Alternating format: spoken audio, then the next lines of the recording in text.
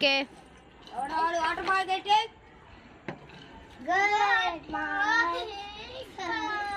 కూర్చోండి. వచ్చాడు ఇక పొందాడు. బీచీ లెసన్ తీయండి. బీచీ కొత్తగా స్కూల్ స్టార్ట్ అయ్యాయి కాబట్టి ఇప్పుడు పేర్లు నేర్చుకున్నాయి. ఒక్కొక్కరు లేచి పేర్లు చెప్పండి. అంజనా జిలేబీ అంద్రా కూర్చో. నువ్వు నుంచో. శిల్పాసి సత్సాగేంద్ర కూర్చో. నువ్వే తరగతిరా?